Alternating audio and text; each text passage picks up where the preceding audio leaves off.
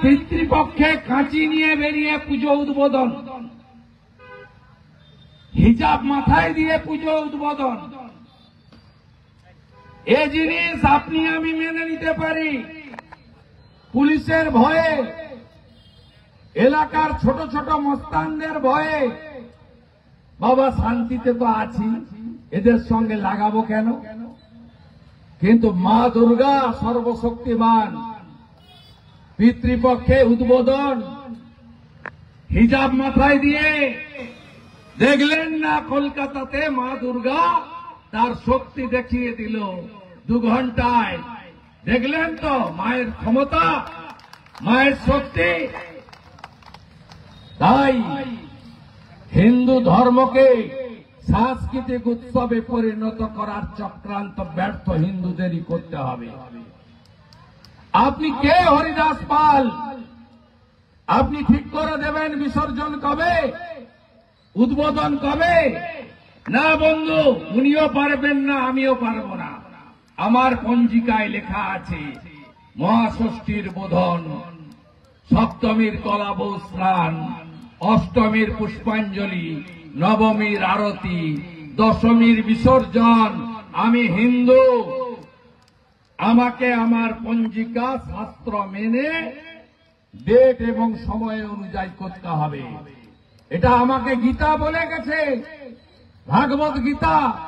ধর্ম রক্ষতি রক্ষিত, ধর্ম রক্ষার এই লড়াই আমাদের সবাইকে ঐক্যবদ্ধ হতে হবে আগামী দিনে।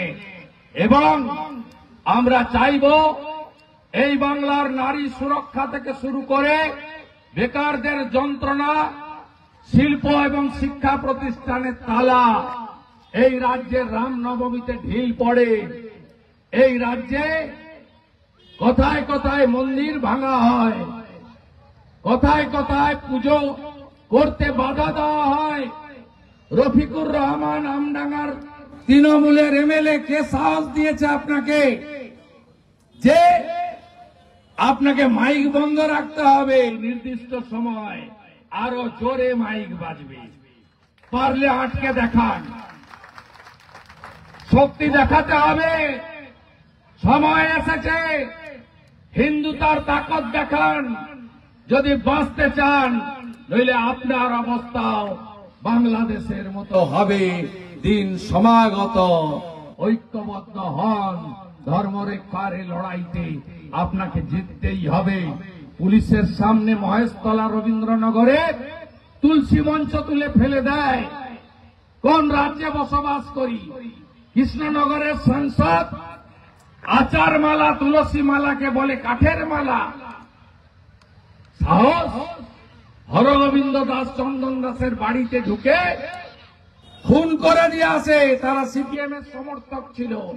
আমি তাদের বাড়িতে গেছিলাম, মুখ্যমন্ত্রীর টাকা তারা গ্রহণ করেনি, আমাদের বিজেপির দেওয়া অর্থ নিয়েছে।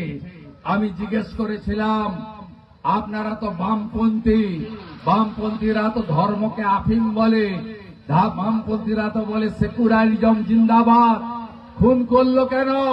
বললো আমরা হিন্দু, মৃৎশিল্পী ঠাকুর বানাই, তাই পশু কাটার তরবারি দিয়ে বাড়িতে ঢুকে 75 বছরের বাবা হরগোবিন্দ দাস, 45 বছরের যুবক সন্তান চন্দন দাসকে খুন করে দিয়ে চলে গেল।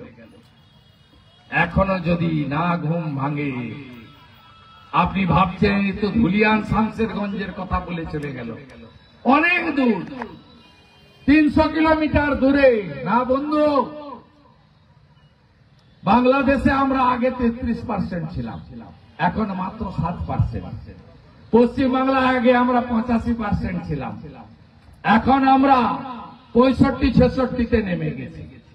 আর মাত্র 10টা বছর, তারপরে মুর্শিদাবাদের মতো আপনাকে বলতে হবে আমি সংখ্যালঘু হিন্দু। তাই সময় এখনো আছে।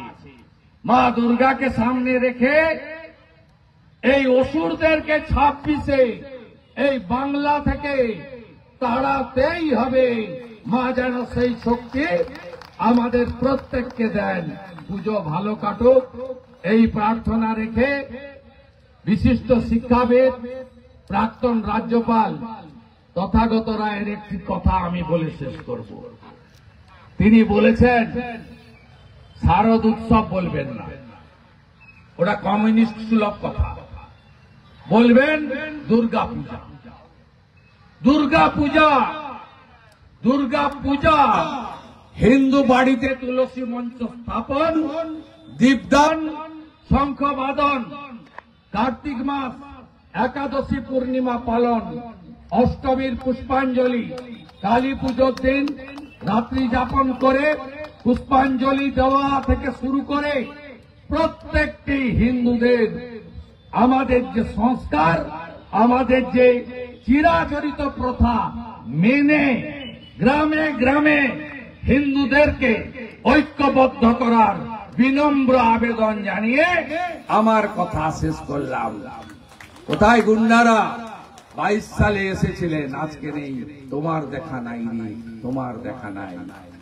26-এ আরো দেখা যাবে না, হাওয়া হয়ে যাবে। আপনারা জানেন যে অপারেশন সিঁদুর ভারতীয় সামরিক শক্তি তথা ভারতীয় শক্তির সবচেয়ে বড় একটা সাফল্য। আমরা একটা এমন দেশে বসবাস করি যে দেশ সামরিক শক্তিতে পৃথিবীর অন্যতম শক্তিশালী দেশ, যে দেশ পৃথিবীর চতুর্থতম অর্থনৈতিক শক্তিশালী দেশ, যা কিছুদিনের মধ্যেই প্রধানমন্ত্রীর নেতৃত্বে তৃতীয় অর্থনৈতিক শক্তিশালী দেশে পরিণত হবে, যে দেশ পাকিস্তান আমাদের চিরশত্রু, যাকে আমরা দেশ বলে মনে করি না, একটা আবর্জনা। মোদিজির নেতৃত্বে আমাদের বাহাদুর সেনানীদের যোগ্য পরিচালনায় আমরা তিনবার ভিতরে ঢুকে আমরা আমাদের শত্রু দেশকে পর্যুদস্ত করেছি। 22-এ ঘটনা, যে পহেলগামের ঘটনা, এই ঘটনা আপনারা সবাই জানেন যে স্বাধীনতার পরে অনেক জঙ্গি হামলা হয়েছে, এই প্রথমবার আমরা দেখেছি হিন্দু দেখে বস্ত্র সরিয়ে হিন্দু হিসেবে নিশ্চিত হওয়ার পরে ছোট শিশুকন্যা,